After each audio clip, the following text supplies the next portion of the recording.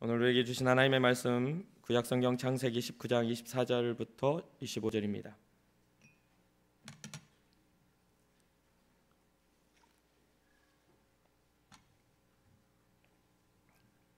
창세기 19장 24절 25절 말씀입니다. 우리 한 목소리로 읽겠습니다. 시작. 여호와께서 하늘 곧 여호와께로부터 유황과 불을 소돔과 고모라에 비같이 내리사 그 성들과 온들과 성에 거주하는 모든 백성과 땅에 난 것을 다 엎어 멸하셨더라. 아멘. 고백합시다. 주님, 제가 여기에 있습니다. 신앙의 고백입니다. 옆 사람도 축복합시다. 주님, 제 옆 사람도 여기에 있습니다. 축복해 주세요. 우리의 신앙 공동체 고백입니다. 우리는 예수님의 사람입니다. 우리는 예수님 안에 있습니다. 우리의 삶에는 예수님의 흔적이 있습니다. 아멘. 아멘. 여러분들의 삶, 또 저의 삶에 예수 그리스도의 흔적이 나타나기를 소망합니다.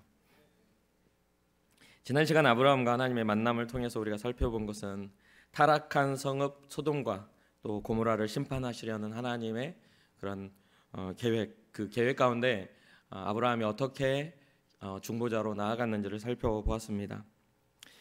결국은 나쁜 놈들이니까 하나님 잘하셨다고 그냥 싹 쓸어 엎어야 된다라는 말을 아브라함이 한 게 아니고, 의인 50명을 발견하면 그래도 그 의인 50명으로 인하여 그것을 멸하지 않겠다는 그 약속을 가지고 50명, 45명, 40명, 30명, 20명, 10명까지 이렇게 끈질기게 기도한 아브라함을 살펴보았고, 또한 아브라함의 간청을 외면하지 아니하시고 아브라함의 기도를 들으시며 의인으로 인하여 온 지역을 살려주겠다, 용서하겠다라는 하나님의 그 자비하신 그 하나님의 마음을 우리가 또 볼 수가 있었습니다. 믿음을 가진 한 사람, 그 사람의 선한 기도와 또 그 기도에 응답하시는 하나님에 대해서 우리가 볼 수가 있었어요. 그러면서 제가 말씀 마무리에 말씀드렸다시피 우리의 위치는 어디에 있는가? 우리는 아브라함의 간청하며 기도하며 이 시대를 용서해 달라고 말할 수 있는 아브라함의 자리에 우리가 있는가? 아니면 심판의 대상인 소돔과 고모라 성에 살아가는 죄악으로 인해 항상 후회하고 그 안에 죄악의 덩어리 가운데 죄악 속에서 살아가고 있는 그 위치에 있는 것인가? 아니면 하나님이 찾으시는 의인 중 한 명으로 우리가 예비된 사람인가? 아니면 불의한 자들과 함께 섞여가지고 이것도 저것도 아니고 의인도 아니고 나쁜 놈도 아니고 좋은 놈도 아니고 이렇게 애매모호하게 살아가고 있는 우리의 모습을 혹시나 가지고 있지는 않는가? 그런 생각들을 한번 해보자고 말씀을 드렸습니다. 지난 시간 설교를 듣고 여러분들의 삶에 어떠한 삶을 살아오셨는지, 한 주간 동안의 삶이 그 말씀을 통해서 어떠한 삶을 결단하고 또 어떠한 삶의 영향력을 갖게 되었는지 혹시 잠깐 생각해 보실 수 있겠습니까? 말씀을 듣고 나는 아브라함과 같이 하나님을 경외하는 삶을 살겠다, 제 말씀을 따라 살고 정말 이 나라를 위해서 중보하며 이 나라의 타락을 대신 아파하며 이 나라에 지난밤 저질러졌던 그 죄악들을 용서해달라고 기도하는 그러한 위치에 내가 있었다. 아니면 나는 아무래도 심판을 피할 수 없을 것 같아요, 알고는 있지만 죄인인 것 같아요, 후회하는 삶을 살고 있는지, 그런 시간들 한번 생각해 보시기 바랍니다. 지난 시간에 이어 하나님의 심판을 말씀하시는 하나님의 그 말씀, 아브라함과 하나님의 여호와의 그런 대화 이후에 두 명의 천사가 소돔과 고모라를 향해 떠나게 되죠. 오늘 본문은 그 소돔과 고모라로 떠난 그 두 천사가 소돔과 고모라에 도착한 상황입니다. 창세기 19장이 이제 하나님의 심판의 이유와 결과가 어떻게 되는지를 보여주고 있어요. 그 두 천사가 이제 그 앞에 도착을 하죠. 근데 그 도착한 천사를 누가 맞이합니까? 롯이라는 아브라함의 조카가 그 두 천사를 맞이해요. 그런데 어떻게 맞이하죠? 영접하고 어떻게 해요? 엎드려 땅에 절하며, 여기에 절한다는 것은 경배하며 뭐 어떤 많은 의미들이 있는데 상대를 존중하며 높이는 그런 모습으로 절하면서 시작이 됩니다. 롯이 천사들을 맞이하는 이 모습을 보면 좀 과하다 싶은 생각이 좀 들어요. 그렇죠? 지나가는 사람 보고 갑자기 뛰어나가가지고 엎드려 절한다라는 게 좀 이상한 부분이기도 해요. 우리가 잘 이해하지 못할 부분이기도 해요. 그런데 이것과 비슷한 모양이 18장에 나옵니다.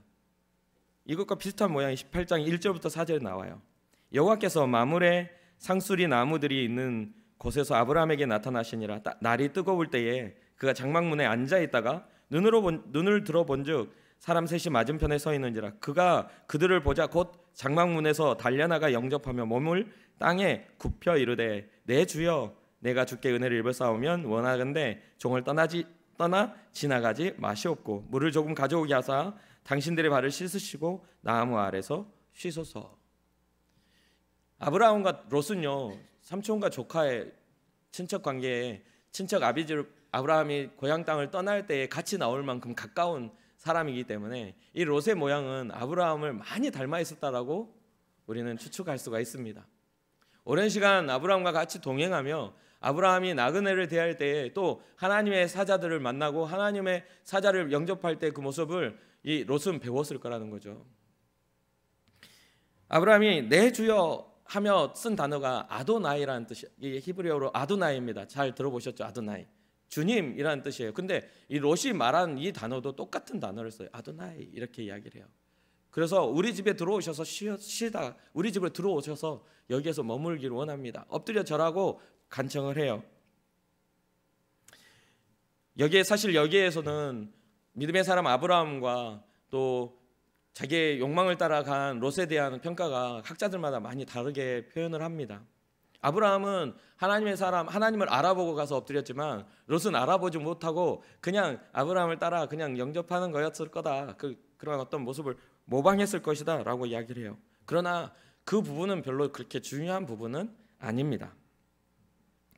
정작 중요한 것은요, 이 롯이 이렇게 할 수 있었던 이유가 아브라함의 영향을 받았다는 거예요. 우리의 삶에서도 좋은 영향을 우리에게 주는 사람이 있는가 하면 안 좋은 영향을 주는 사람도 있어요. 무엇을 보고 배웠느냐는 아주 중요합니다.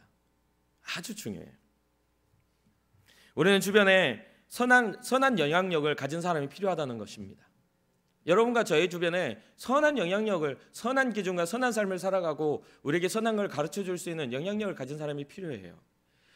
그런 영향력을 갖지 못하면 우리는 우리의 속에 있는 옳은 대로, 우리가 옳다고 느껴지는 대로 우리의 삶을 살아갈 수밖에 없게 돼요. 그런데 나중에 신약에 와서 어떻게 기록을 하냐면 히브리서 13장 2절에 이런 기록이 있어요. 손님 대접하기를 잊지 말라. 이로써 부지 중에 천사들을 대접한 이들이 있었느니라. 손님 대접하는 것을 그냥 가벼이 여기지 말라는 거죠. 부지 중에 천사를 대접한 이들이 단수가 아니라 복수잖아요. 보면 지금 현재 아브라함도 그 앞에 엎드려 나그네 하나님을 영접해서 그렇게 엎드려 대접했지만 이 롯도 두 천사를 엎드려 영접해서 대접한 부지 중에 롯이 알지 못했든지 간에 그렇게 했다는 겁니다. 나그네 대접하는 것들에 대해서 성경은 자주로 이야기해요. 나중에 신약에 오면 그 장로의 직분에, 그러니까 교회 지도자들의 직분 가운데 손님 대접하기를, 나그네 대접하는 게 들어갈 정도로 이 세상에 살아가는 어떤 선한 일 중 하나가 나그네를 대접하는 것들이 들어있어요. 하나님의 마음에 그게 있다는 이야기죠. 그런데 여기서 다시 소돔의 심판으로 오게 되면 소돔성을 찾은 이 두 천사는 롯의 초청을 어떻게 하죠? 거절해버립니다. 가지 않겠다. 우리가 거리에서 그냥 경야하리라. 그냥 내가 거리에서 그냥 여기에서 밤을 새울 것이다. 왜요? 좋은 마음으로 소돔을 찾아온 천사들이 아니에요. 이곳의 죄악을 확인하고 멸망시키려고 찾아왔어요. 그런데 지금 집안에 들어가서 떡 먹고 거기에 뭐 좋은 마음으로 있는다고요? 말도 안 되는 이야기죠. 지금 화가 막 나 있는데 좀 들어와서 발도 씻고 좀 좋게 하소서. 지금 그게 문제예요. 지금 얘네들을 멸하려고 명령을 받고 왔는데요. 그래서 거리에서 밤을 새우겠다 할 때 이 롯은 알고 있었어요. 소돔의 밤거리가 얼마나 위험한지를 알고 있었을 겁니다. 이 성문이라는 이 개념이 오늘날 우리가 성문하면 성문이 딱 있고 이렇게 문 닫혀져 있고 뭐 이렇게 하는 것 같지만 이때 고등운동의 이 성문은요 어떤 자리냐면 사교의 현장이기도 하고 억울한 일을 당한 어떤 백성들이 와서 어떤 그 억울한 일을 말할 때 그것을 판결해주는 어떤 법관들이 앉아 있었던 자리이기도 해요. 여기에는 많은 사람들이 어울려서 지금 롯 혼자 거기에 앉아 있는 게 아니라 그 소돔성의 지도자들이 그곳에 앉아가지고 하루를 일과 속에서 사람들 다스리고 있는 자리가 이 성문 앞이에요. 많은 사람이 있음에도 불구하고 두 천사를 알아보고 달려가 엎드려 자기의 집으로 초청해 온 롯의 그 모습이 있는데, 왜 많은 사람이 있었는지 어떻게 아느냐라고 하면 이 다음에 나오죠. 사람들이 롯의 집에 찾아옵니다. 밤이 됐는데 두 천사가 롯의 간청에 못 이겨 롯의 집에 들어갔는데, 사람들 소돔 성에 사는 사람들이 노소를 막론하고 나이든 자나 젊은 자나 막론하고 그 롯의 집을 에워쌉니다. 그리고 그 두 천사를 내어놔라. 그 두 사람을 내놔라라고 이야기를 하는 거예요. 그 이유가 뭡니까? 5절 말미에 나오죠. 뭐 한다고요? 상관하겠다. 우리가 그들을 상관하리라. 간섭을 하겠다는 거예요. 상관한다는 말은 우리가 그들에게 간섭을 하겠다. 어떤 간섭을 한다는 거죠? 사실 여기서 말하는 상관하다라는 이 말로는 어떤 일을 행할지 우리가 잘 몰라요. 무슨 간섭을 할지 잘 모르죠. 이 단어 하나로는 이게 무슨 일인지, 뭐 어떤 도적질을 한지, 강도짓을 할 건지 이런 부분들에서 나와 있잖아요. 그 두 사람을 내어놔라. 우리가 상관하겠다. 그런데 이게 무슨 이유가 됐는지를 이후로 쭉 읽어보면 자연스럽게 우리가 알 수가 있어요. 이때 당시에 소돔과 고모라 성, 소돔 성의 주변의 모든 그 성읍들이 타락했다라고 했는데, 그 문화와 죄악의 깊이가 너무너무 깊은 거예요. 그래서 너무너무 하나님이 보시기에 악하고 죄인이라 말할 정도로 이 소돔 성의 사람들이 타락의 정점에 섰다는 거죠. 전에 제가 설교할 때 그런 말씀을 드렸죠. 타락의 단어가 무슨 뜻이라고요? 도덕성이 낮아지는 거예요. 낮아지는. 도덕성의 기준이 낮아지는 게 타락이라는 거예요. 도덕성의 기준이 높으면요, 우리는 그 도덕성이 높은 기준 때문에 우리의 몸을 단장하고 누군가의 어떤 사회적 어떤 그런 것들이 이렇게 방종하지 않지만, 도덕성의 기준이 낮아져 버리면 너무나 많은 죄악의 어떤 허용 범위가 넓어지는 거잖아요. 잘못됐다라고 말하는 것들이 점점 낮아질수록 우리가 하는 행동의 당위성이 높아지는 거예요. 그래서 이 타락이라는 것은 이들이 정해놓은 그 법과 기준들이 점점 도덕성이 어떻게 됐다? 낮아져 가고 있는 거예요. 그래서 이 지금 소돔 성에 있는 이 사람들의 폐악을 보세요. 두 사람을 끌어내기 위하여 소돔 성의 사람들이 다 와가지고 그 집을 에워쌌다라고 말하잖아요. 그리고서 내놓으라고 말하고 있는 거예요. 상관하겠다. 그리고 이 롯의 반응을 통해, 이 롯이 반응한 이 반응을 통해 이 두 사람을 내어놓으라고 하는 그 반응의 이유가 나옵니다. 단순하게 돈을 요구하면 내가 돈을 지불할 테니 너희는 이 돈을 가지고 만족하라 말했지 않겠어요? 강도라면 내가 내 재산을 줄 테니 이 돈을 가지고 만족해라 말할 수 있을 텐데, 이 롯이 하는 말이 있어요. 롯이 문 밖에 나와서 문을 닫고, 자기의 집을 문을 닫고 문 앞에 서가지고 하는 말이, 형제들이여, 이런 악한 일을 하지 말아라. 이런 악한 일을 하지 말아라.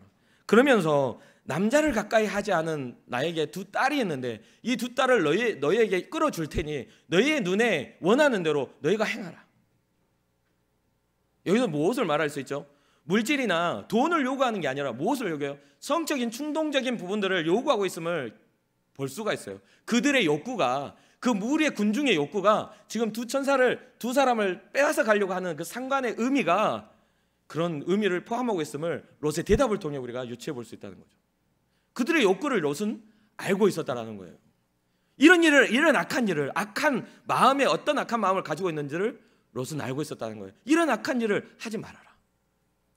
그러면서 남자를 가까이 하지 않은 내 두 딸을 줄 테니 대신 이들을 놔주면 안 되겠냐? 라고 말하는 거죠.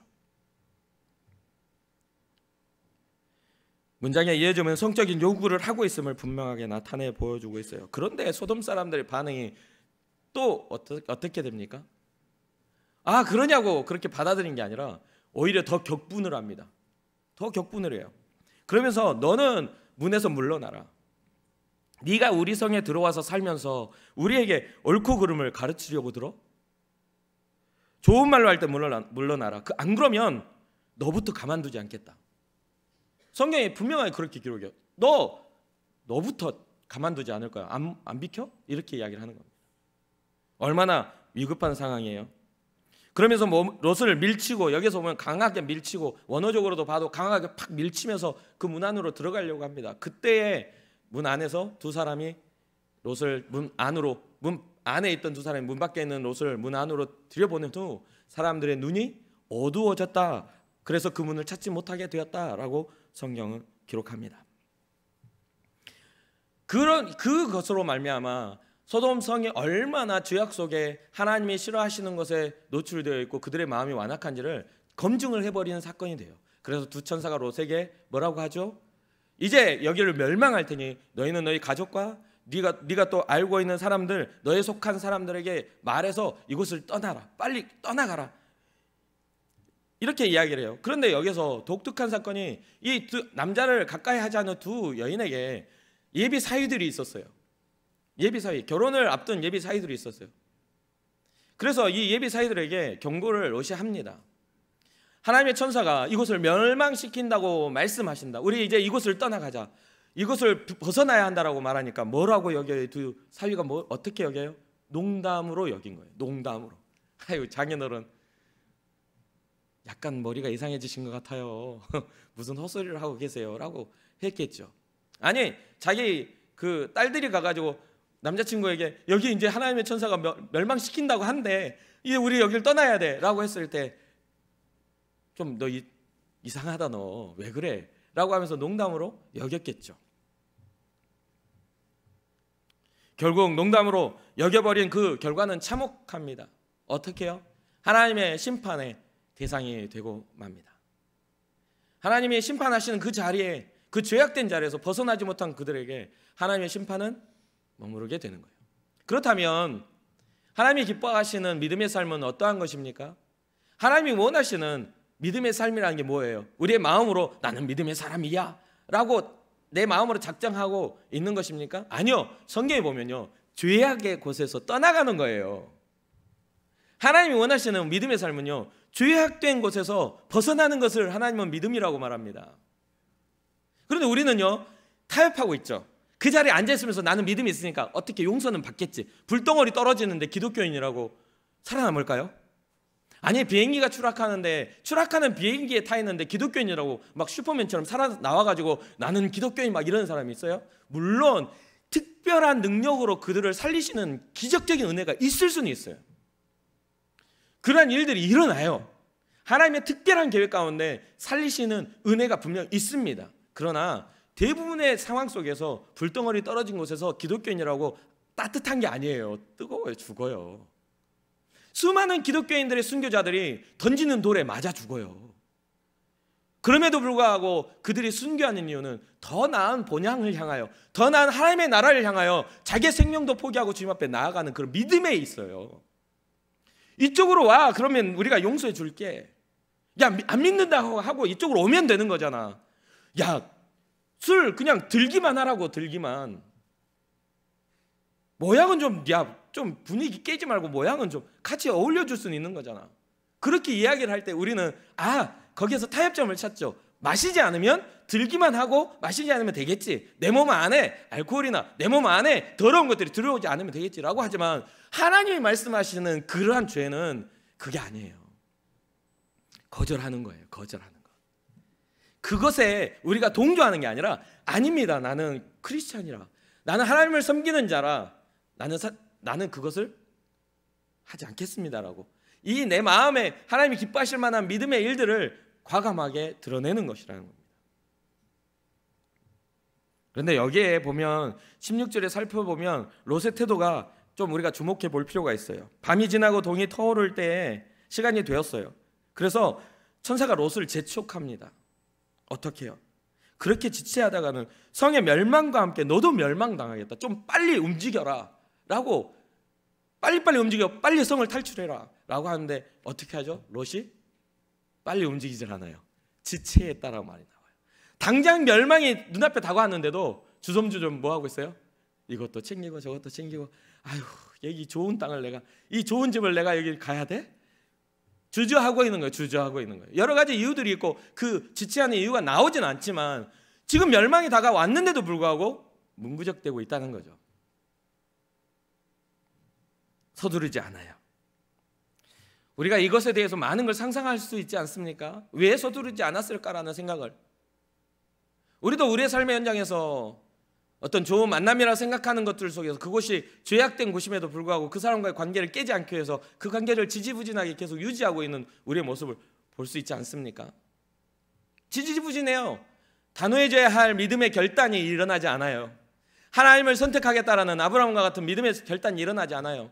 롯에게 말했던 것처럼 네가 저하면 나는 우하고 네가 우하면 나는 저한다라는 하나님과 함께하는 방향성을 믿는 아브라함과 같은 그런 믿음의 결단이 일어나지 않아요. 당장 그것을 선택하면 나에게 손해가 있을 거라고 생각을 해요. 손해가 있을 수 있죠.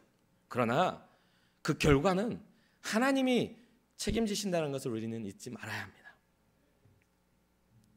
창세기 19장 16절에 롯이 지체했다 이렇게 하죠. 롯의 구원이, 그런데 여기에서 후반절로 한번 가볼까요? 롯이 지체해요. 그런데 사람들이 천사들이 롯의 손과 아내의 손과 두 딸의 손을 잡아 인도하여 성 밖에 딱 내놓아요. 성 밖으로 둬요. 롯도 손잡고 아내도 손잡고 문구적거리니까 두 딸까지 이 천사들이 따라오라고 그래가지고 성 밖으로 내보냅니다. 그러면서 이렇게 된 이유가 뭐냐고 했더니 여호와께서 그에게 자비를 더하심이라. 여호와께서 롯을 살리시기 위하여 두 천사를 통해서 뭉긋대고 있는데도 불구하고 내버리다가 그럼 죽어! 이렇게 말하지 않고 데리고 나와서 성 밖으로 쫓아낸 거예요. 너는 살아야 된다 라고. 그러면서 천사들이 롯의 가족에게 하는 말이 있죠. 돌아보거나 들에 머물러 있지 말아라. 그 소돔성을 벗어나면 들이 이렇게 있었나 봐요. 근데 그 들 가운데 머물러 있지 마라. 미련을 갖고 거기에 있지 마라. 산에까지 도망가서 숨어라. 하나님이 멸망하시지 않도록, 너희들까지 멸망시키지 않도록 빨리 가라 라고 이야기해요. 그때에 뒤를 돌아봐서 소금 기둥이 되어버린 사람이 또 생겨납니다. 누굽니까? 롯의 아내죠.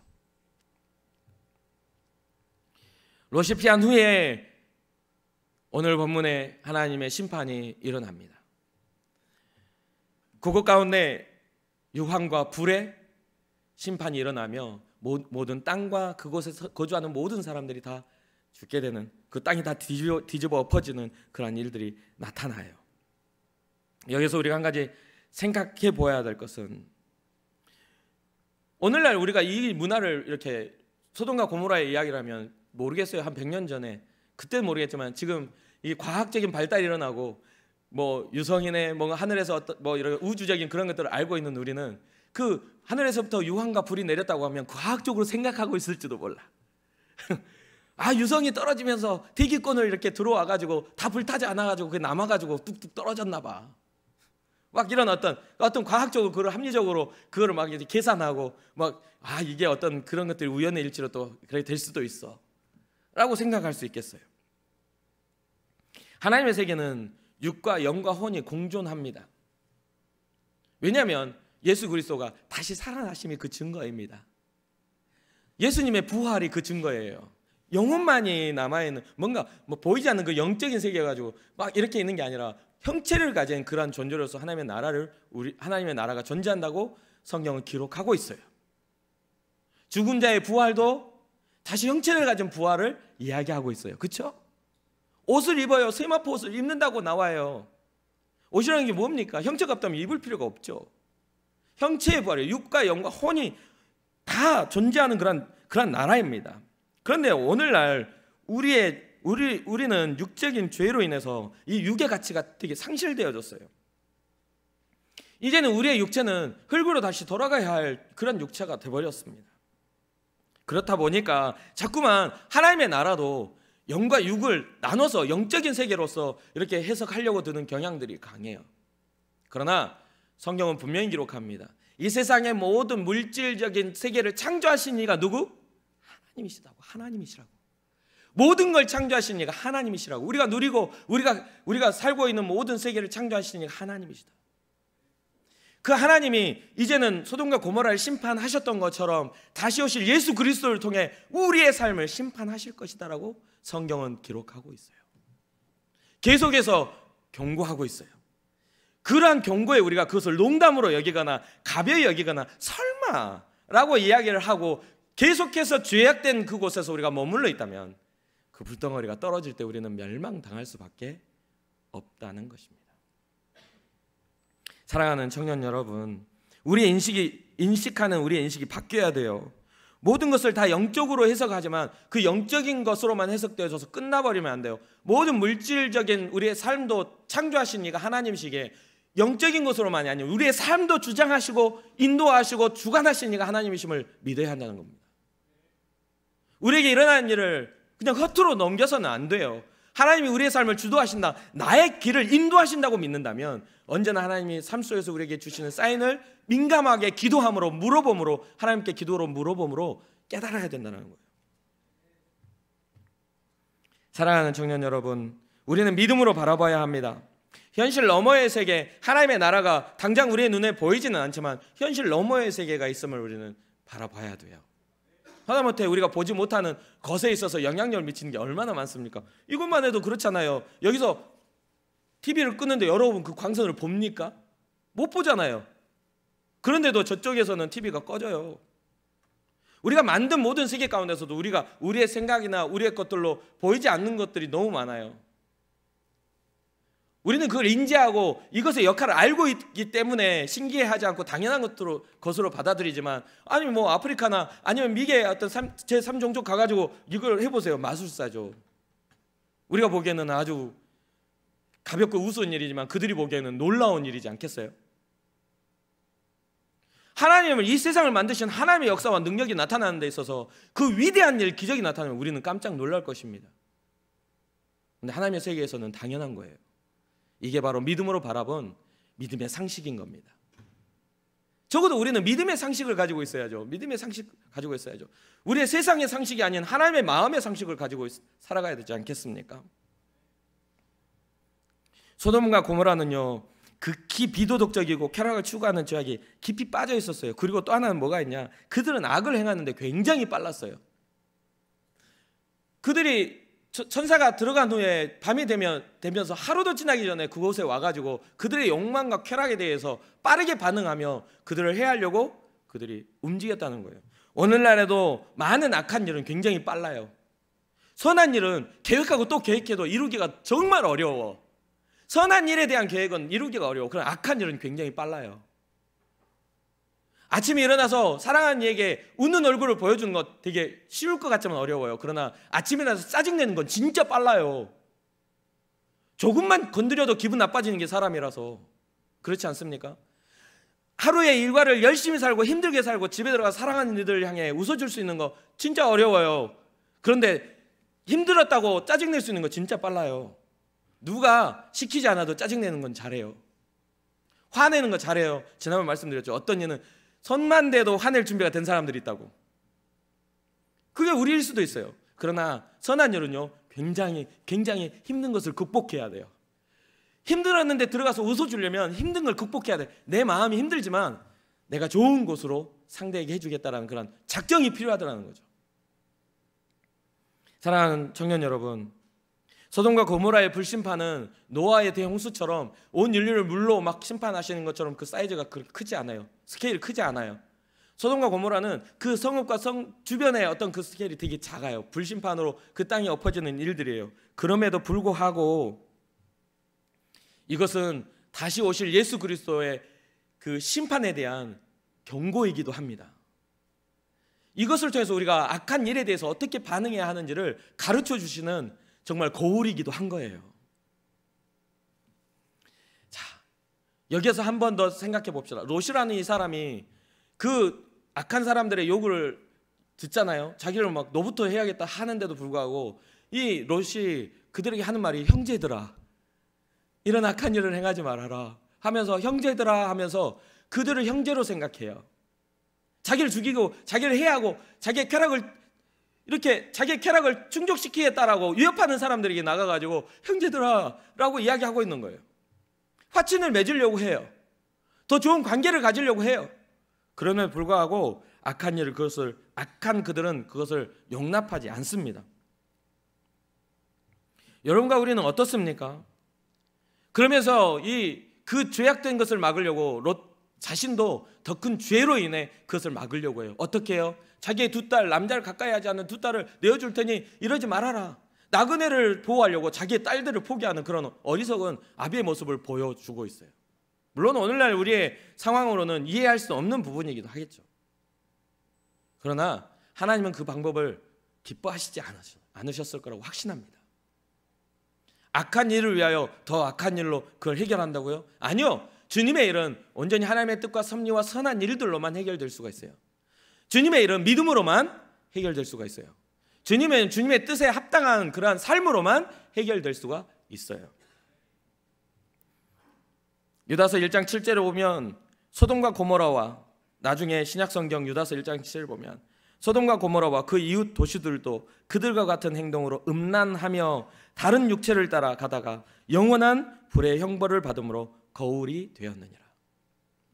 소돔과 고모라의 일들이 음란함으로, 그렇죠? 다른 육체를 따라가다가.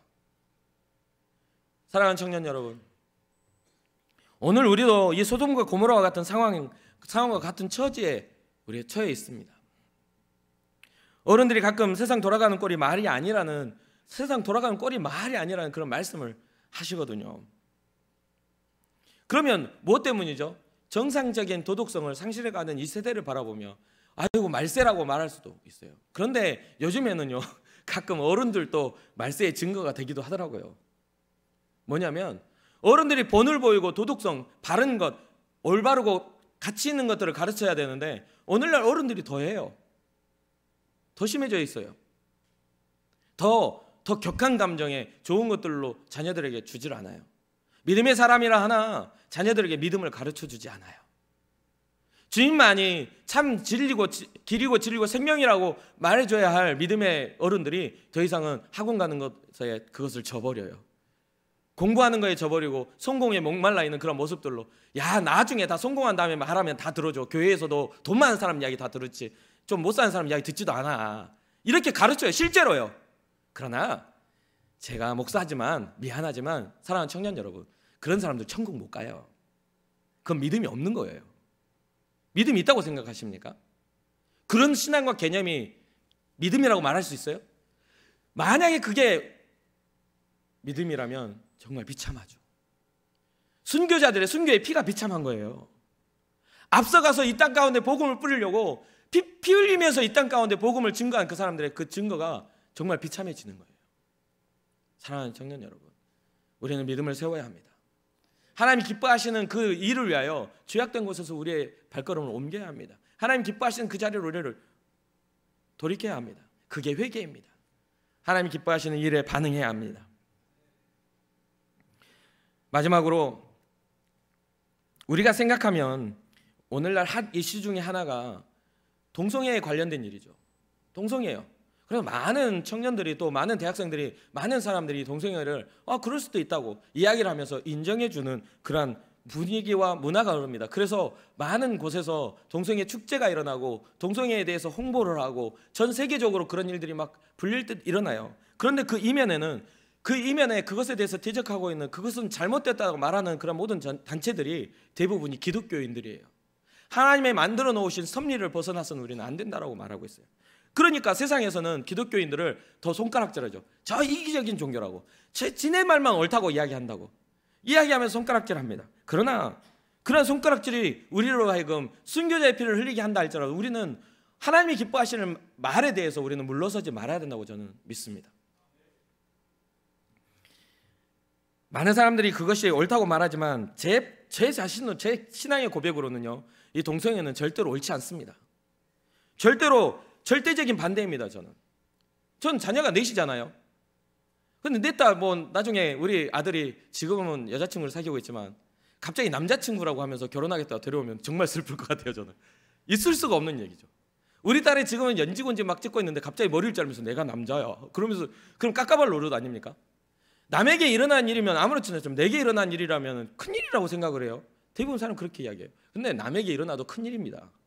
왜냐면요, 왜 큰일이냐면요, 주님이 아브라함과 기도를 통해 말씀하셨듯이 그곳 가운데 의인의 10명을 찾으실 때, 이미 변질되어 버린 세상 속에서 10명을 찾으실 때 우리는 의인의 자리에 서야 되지 않겠습니까? 대충 그것도 옳고 저것도 옳고 미적지근하게 거기 서 있다가 주님의 심판대 앞에서 멸망당할 존재로 서지 말고 주님 앞에 믿음의 결단을 온전히 해서 세상 가운데 가서 막 싸우고 막 그들을 비난하고 그러자는 이야기가 아니에요. 우리는 절대적으로 그걸 인정하지 않지만 그들이 변화되어 돌아올 수 있도록 하나님 앞에 우리가 기도해야 되는 것입니다. 보니까 여기에 대해서 성경이 또 기록을 해요. 그들이 손가락질 당하고 그들이 비난당하고 그들이 정죄받는 대상이 아님을 성경이 분명히 기록하고 있더라고요. 디모데전서 1장 9절부터 11절에 이렇게 말해요. 잘 한번 들어보세요. 알 것은 이것이니 율법은 옳은 사람을 위하여 세운 것이 아니요 오직 불법한 자와 복종하지 아니하는 자와 경건하지 아니한 자와 죄인과 거룩하지 아니한 자와 망령된 자와 아버지를 죽이는 자와 어머니를 죽이는 자와 살인하는 자며 음행하는 자와 남색하는 자와 인신매매를 하는 자와 거짓말하는 자와 거짓 맹세하는 자와 기타 바른 교훈을 거스르는 자를 위함이니 이 교훈은 내게 맡기신 바 복되신 하나님의 영광의 복음을 따름이라. 율법이 세워진 이유가 거룩하고 온전한 자들을 위해서 세워진 것이 아니라 이런 불완전함을 가지고 죄인을 위하여 율법을 세우셨다라고 말씀하고 있는 거예요. 복음을 통하여 불완전하고 죄인된 삶에서 돌이킨 자들은 구원받을 수 있음을 우리는 믿습니다.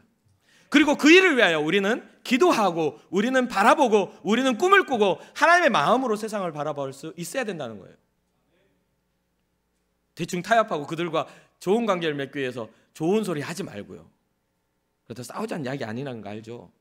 동조하고 아닌 것처럼 하고 분명하게 하되 온유함과 경책 가벼운 마음으로 그들에게 훈계할 수 있도록 우리가 마음을 가져야 돼요. 왜? 언제 그가 하나님을 아버지라 부를지 우리는 알지 못하기 때문입니다. 사랑하는 청년 여러분, 우리는 하나님의 은혜가 아니면 안 됩니다. 롯과 같이 강권하여 손을 잡고 가시는 하나님을 우리는 기대해야만 합니다. 우리의 연약하고 우리 쓰러질지라도 롯과 같이 강권하여서 손을 잡고 멸망에게서 우리를 이끌어 주실 만한 하나님을 기대하십시다. 화려함으로 감춰진 하나님을 대적하여 높아진 모든 것들을 깨달아야만 합니다. 개인의 욕망에 사로잡힌 자들은 듣지 않으려고 하겠지만 또 자신의 길이 옳다고 말을 하지만 그렇게 우리에게는 복음이 필요합니다. 우리의 생각과 우리의 가치관이 아닌 복음의 능력, 하나님의 전적인 사랑이 우리에게 필요한 것입니다. 고린도후서 10장 5절에 보면 하나님을 아는 것을 대적하여 높아진 것을 다 무너뜨리고 모든 생각을 사로잡아 그리스도에게 복종하게 하니라고 기록합니다. 하나님을 대적하여 높아진 모든 생각들, 우리 하나님보다 더 높아졌던 모든 것들을 다 내려놓고 오직 주의 은혜 안에 나아가 주님 앞에 믿음으로 반응할 수 있는 여러분과 제가 되었으면 좋겠습니다. 우리 찬양하며 주님 앞에 나아갑시다. 우리를 구원하실 이가 오직 하나님이시고 오직 예수 그리스도의 복음의 능력만이 우리를 살리실 수 있음을 믿고 은혜 아니면 살아갈 수 없다라고 고백하는 이 시간이 되었으면 좋겠습니다.